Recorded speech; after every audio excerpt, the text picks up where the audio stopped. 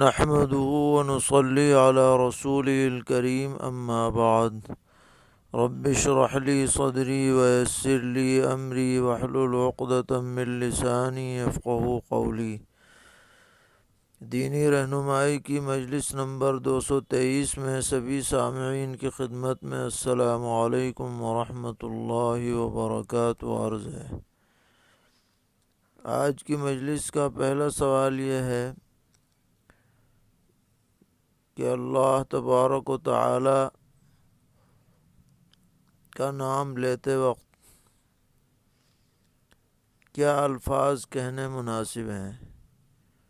کہ اللہ تعالیٰ کہیں یا خدا کہیں یا اللہ پاک کہیں، ان میں سے کون سا لفظ زیادہ مناسب ہے؟ جواباً عرض ہے کہ ان میں اللہ تعالیٰ کہنا زیادہ مناسب ہے، اور بڑھا دیں اللہ تبارک و تعالیٰ تو اور بہتر ہے۔ باقی اللہ پاک بھی کہہ سکتے ہیں، مگر تعالیٰ کا لفظ زیادہ بہتر ہے۔ سوال کرتے ہیں کہ قرآن پاک کو، قرآن مجید، قرآن کریم، کلام پاک یا قرآن شریف، ان میں سے کون سا لفظ استعمال کرنا زیادہ مناسب ہے؟ جواباً عرض ہے کہ یہ سبھی الفاظ تعظیم پر دال ہیں۔ قرآن کریم بھی کہہ سکتے ہیں، قرآن مجید بھی کہہ سکتے ہیں، قرآن شریف بھی کہہ سکتے ہیں، قرآن پاک بھی کہہ سکتے ہیں، کوئی حرج کی بات نہیں ہے۔ سوال کرتے ہیں قرآنی آیات اور احادیث شریفہ سے دم کیا ہوا پانی چہرے اور بدن پر چھڑکنا اور اس پانی سے نہانا، پھر اس پانی کا زمین اور پلاٹ میں گرا کر بہانا شرعاً کیسا ہے؟ جواباً عرض ہے کہ دم کردہ پانی کو چہرے پر چھڑکنا، بدن پر ڈالنا، اس سے غسل کرنا، وضو کرنا سب جائز ہے۔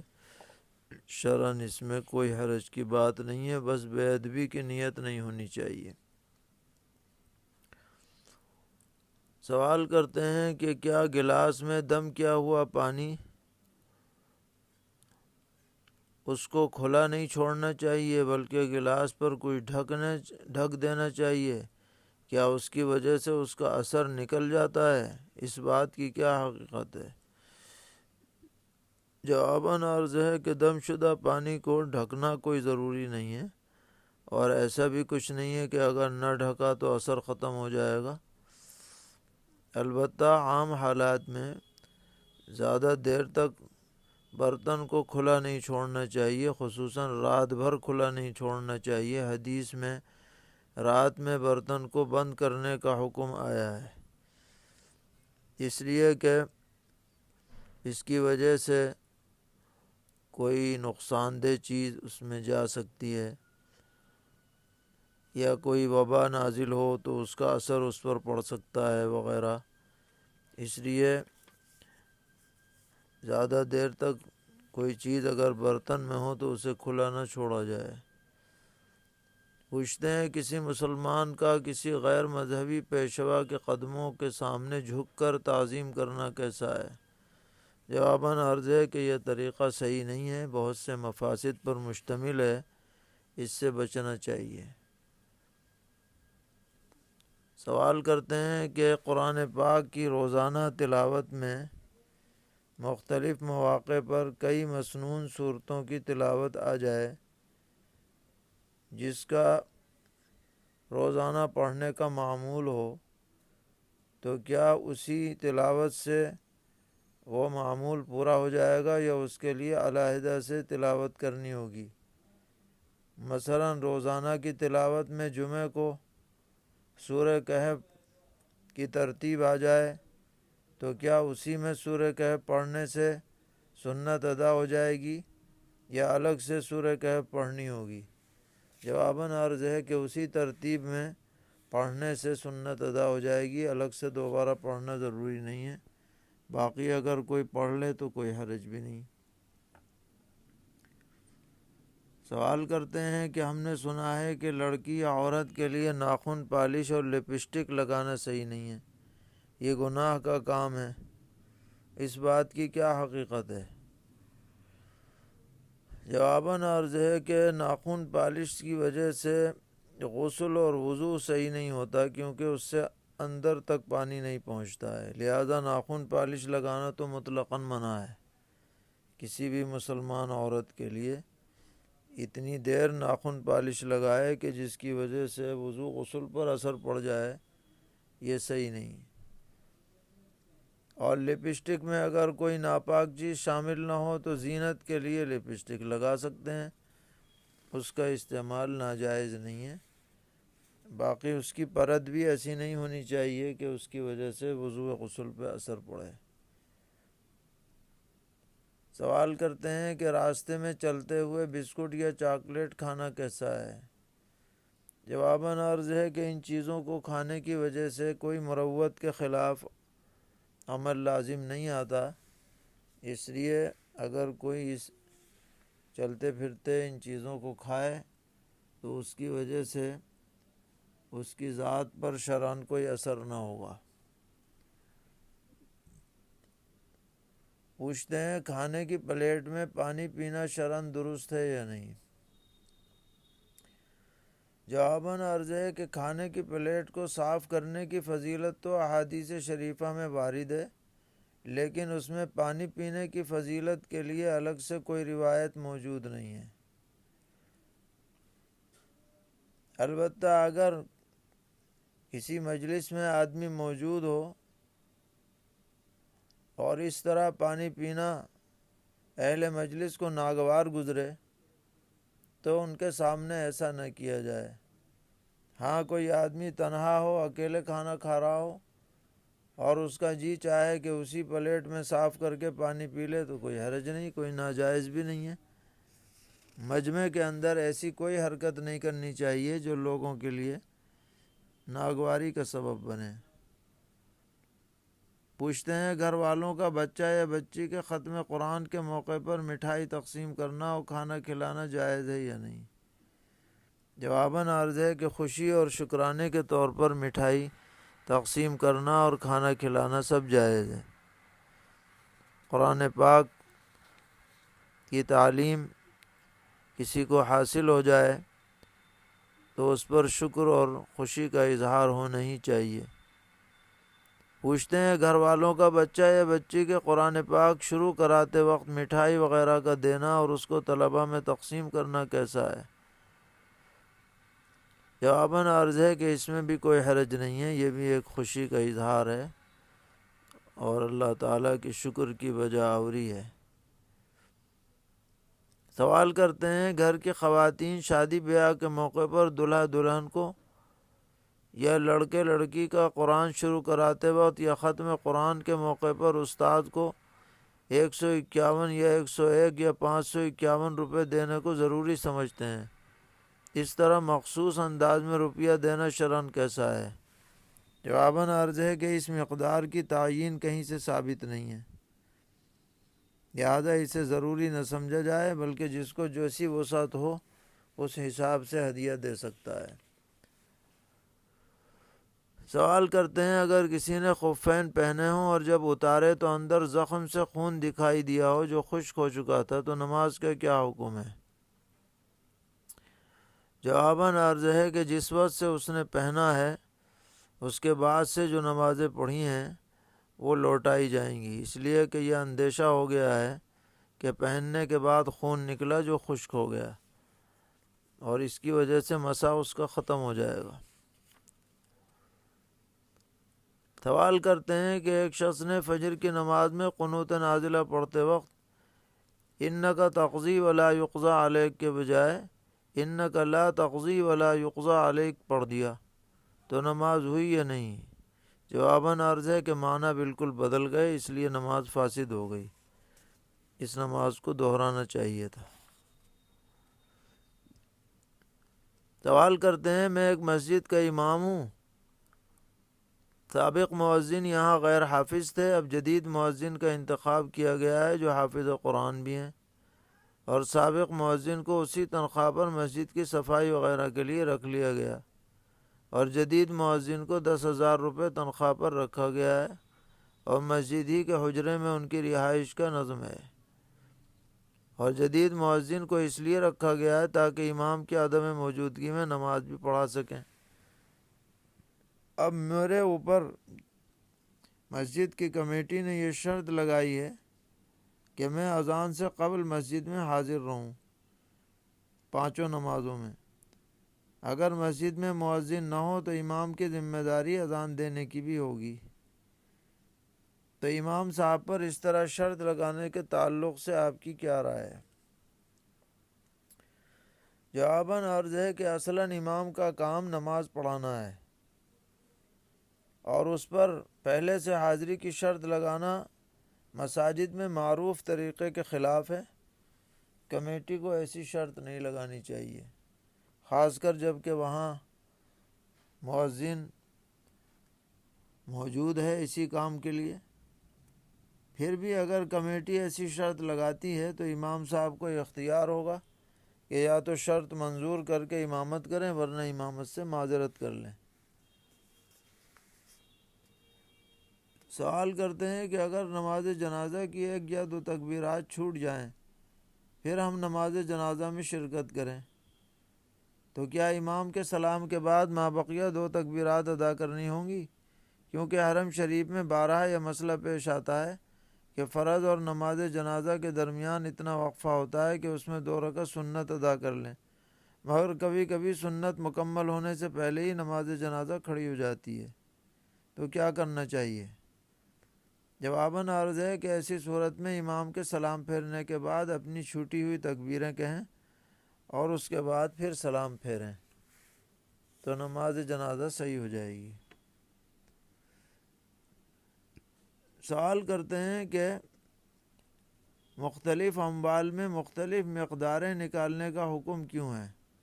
مثلا مال غنیمت میں خمس 5واں حصہ، بارش والی زمین میں عشر 10واں حصہ، سونے چاندی مال تجارت میں 40واں حصہ، تو یہ الگ الگ مقداریں کیوں متعین کی گئی ہیں؟ اس کی وضاحت کی جائے۔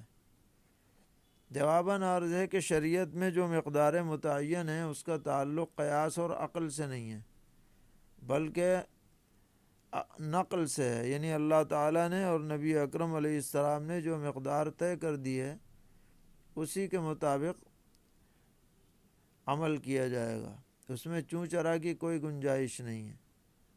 اور آپ نے جو باتیں سوال میں پوچھی ہیں ان سب کے متعلق نصوص میں مقداریں موجود ہیں کہ مال غنیمت کا خمس ہوگا، بارش والی زمین میں عشر ہے یا نصف عشر ہے جس کو پانی سینچائی اپنے طور پر کیا جائے، اور سونے چاندی وغیرہ میں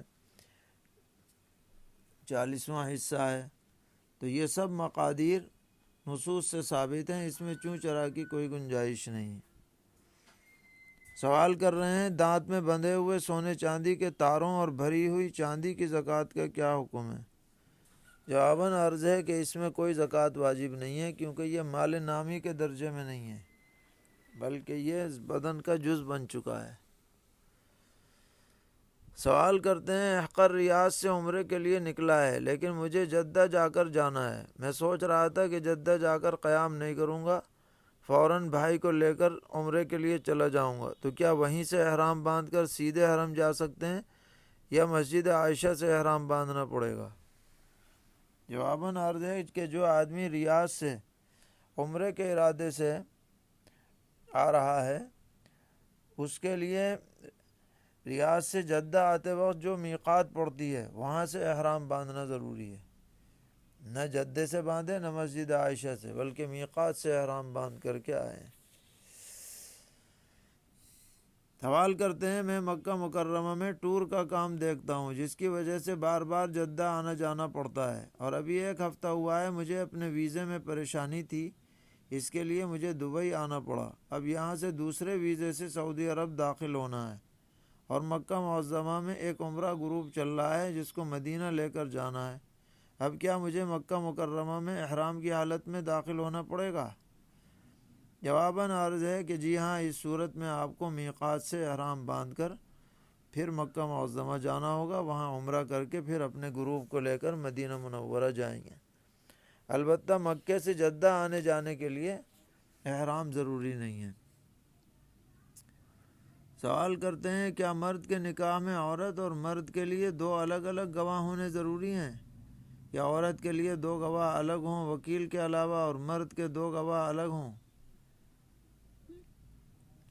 اور گواہ کس کی طرف سے ہونے چاہیے، عورت یا مرد کی طرف سے؟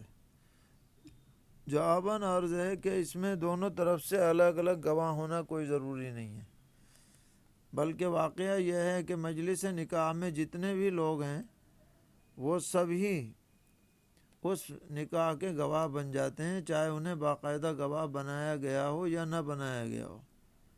اب رجسٹر میں جن کو گواہ لکھا جا رہا ہے تو ہمارے ہاں عام طور پر دستور یہ ہے کہ یہ گواہ لڑکی والے اپنے لوگوں میں سے لکھواتے ہیں، باقی کوئی یہ شرعی طور پر لازم نہیں ہے، اگر لڑکے والوں میں سے بھی لکھوا دیے جائیں اور وہ مجلس میں موجود ہوں تو بھی حرج نہیں۔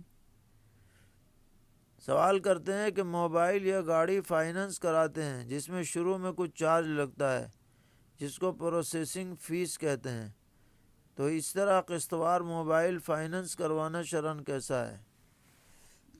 جواباً عرض ہے کہ اگر اس فائننس میں مجلس عقد میں پوری قیمت طے ہو جائے فیس سمیت، اور بعد میں اگر وقت پر ادا نہ ہو تو اس میں کوئی اضافہ کی کوئی شرط نہ لگی ہو تو یہ معاملہ جائز ہو جائے گا، اور اگر یہ ہو کہ بھئی اگر وقت پہ ادا نہ کیا تو پھر اتنے فیصد قیمت بڑھ جائے گی تو یہ معاملہ ناجائز رہے گا، سود رہے گا، اس سے بچنا لازم ہوگا۔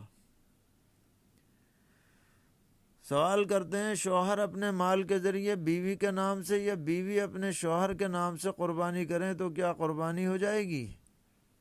جواباً عرض ہے کہ جی ہاں قربانی ہو جائے گی، لیکن ایک دوسرے کو بتا دینا چاہیے کہ ہم نے تمہاری طرف سے قربانی کی ہے تاکہ کوئی شبہ نہ رہے۔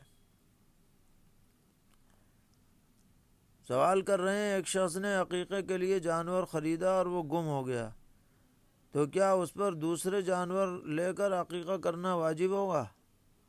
جواباً عرض ہے کہ واجب نہیں ہے، عقیقہ خود واجب نہیں ہے بذات خود، اب اگر دوبارہ کر دے تو بہتر ہے، لیکن نہ کرے گا تو کوئی شرعاً لازم نہیں ہے۔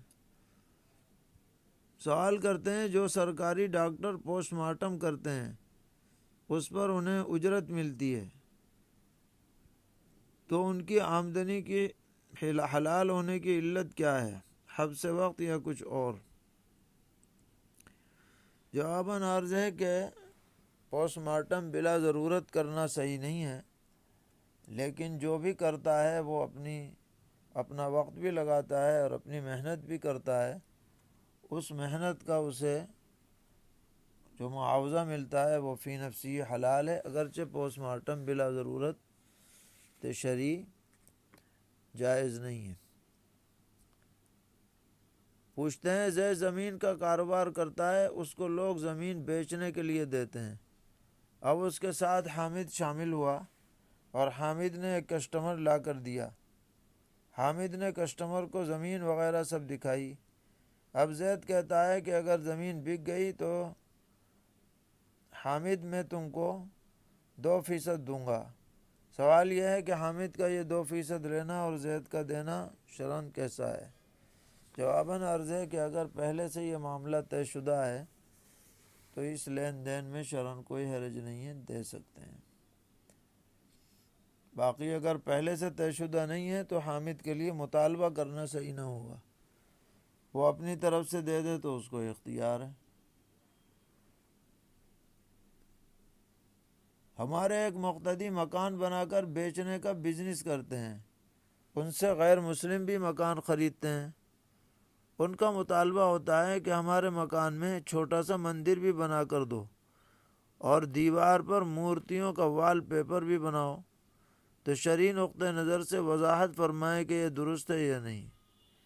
جواباً عرض ہے کہ یہ مندر بنانا اور وال پیپر مورتیوں والی بنانا یہ ایک مسلمان کے لیے سخت مکروہ ہے، اسے چاہیے کہ اس غیر مسلم سے کہیں کہ وہ خود اپنے طور پر لگوانا چاہے تو لگوا لے، یہ اس سے بچنے کی حتی الامکان کوشش کرے، لیکن اگر لگوانا پڑ جائے کسی وجہ سے تو آمدنی حرام نہیں ہوگی، کراہت کے ساتھ اس جز کے بقدر جس میں اس نے یہ عمل کیا ہے کراہت رہے گی، بقیہ میں کراہت نہیں رہے گی۔ سوال کرتے ہیں کہ کوئی مرد رشتہ دار اپنی نامحرم رشتہ دار عورت کو السلام علیکم کہے پھر اس سے گفتگو کرے تو یہ کیسا ہے؟